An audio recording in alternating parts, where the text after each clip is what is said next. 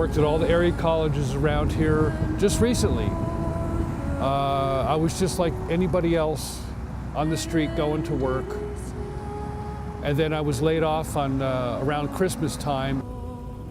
Out here, 12 years.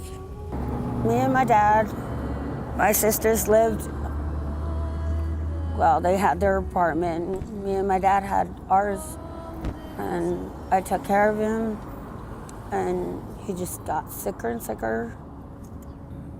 I didn't know what to do.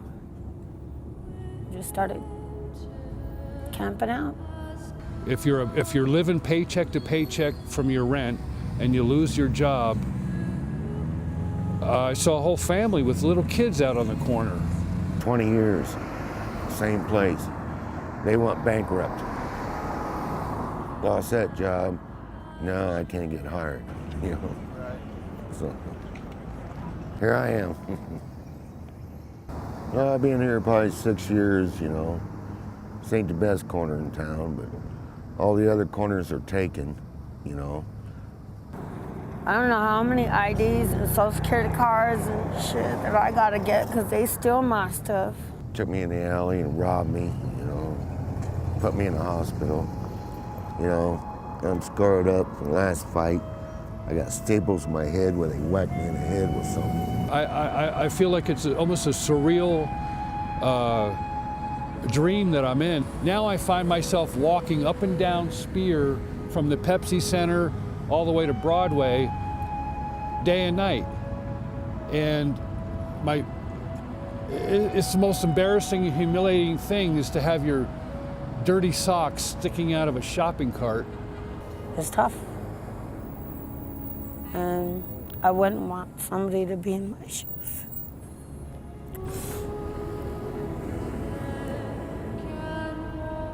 You cry, but you gotta pick it up. When I get off the streets, I'm gonna bury that shopping cart. I'm gonna have a little funeral for it, and I'm gonna wish it well and say goodbye and never come back. I'm a Christian. I believe in God. I just want to go home. This ain't my home.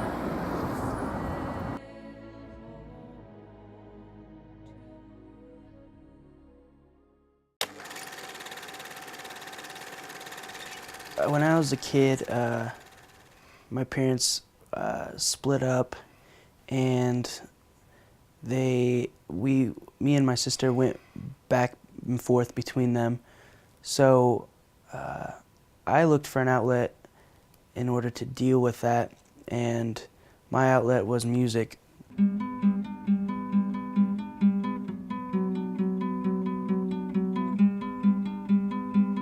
Family really didn't mean anything to me, and having a family really didn't mean much to me, so I looked for something else.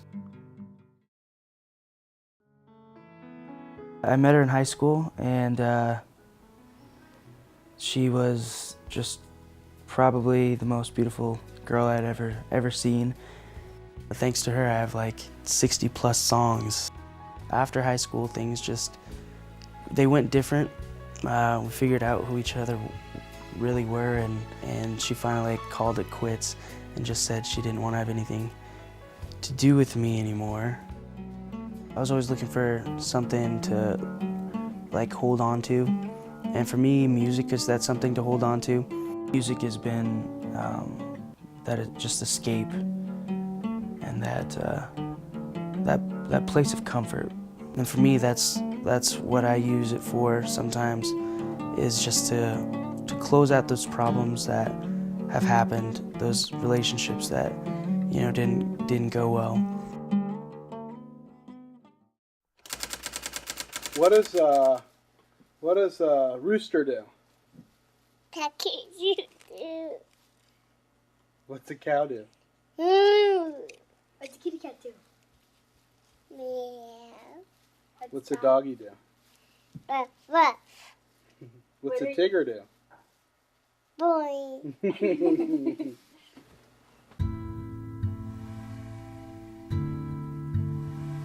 On May 30th, 2000, when Emily was 6 months old, she had her first seizure.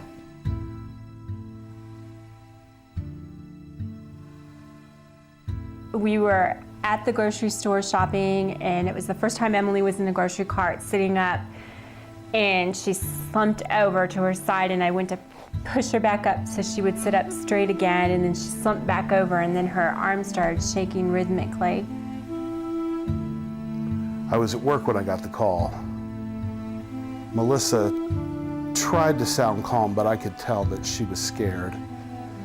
And I was out the door into the car before she ever had time to hang up the phone.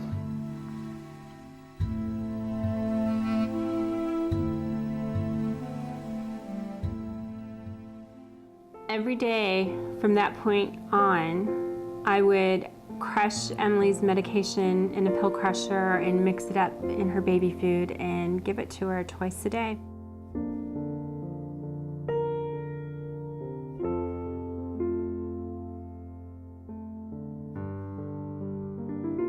Emily's seizures continued, even with the medication.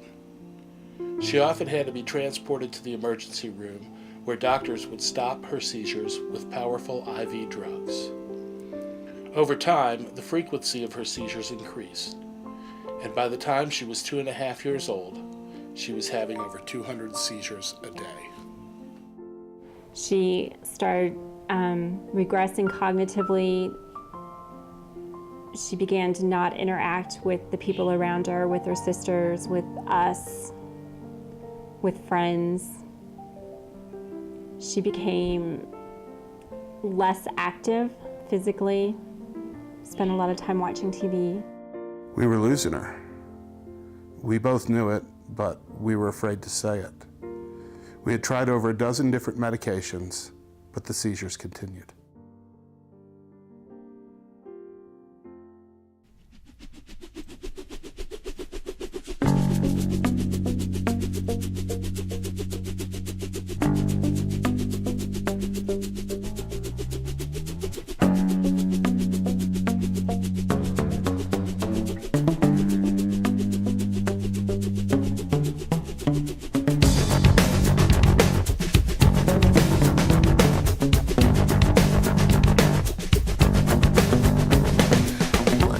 We entered into a race against time. We were determined to find an answer before her seizures could destroy her completely. We read every book, every study we could get our hands on. We became lay experts in epilepsy. We found the best doctors we could find. We traveled to Philadelphia, Baltimore, St. Louis. Emily underwent genetic testing. She had blood tests, PET scans, SPECT scans, MRIs, CT scans, and video EEGs. Doctors tried 22 different medications, but Emily kept getting sicker. It got to the point where she could barely walk without falling. Finally, in July of 2008, 8 years after Emily's first seizure, we found an answer. Someone's praying, Lord, Kumbaya. In 2008, Emily's seizures just became rampant, and we tried everything we could to stop them, but she ended up in the ER most of the time. Someone's praying, Lord, Kumbaya.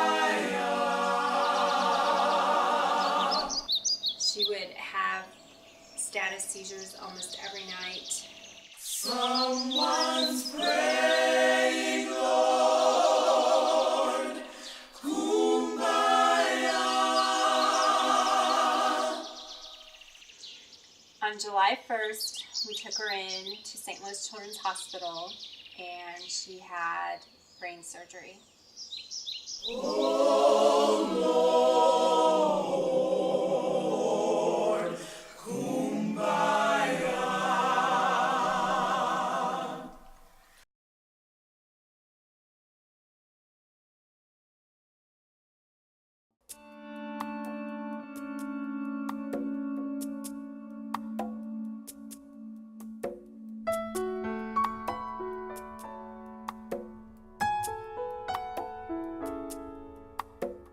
I'm David Cherry, and I'm a writer and producer for Clean Edge Productions.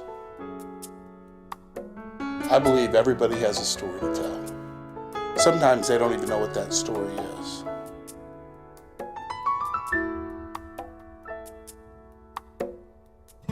It's my job to find their story and help them tell it.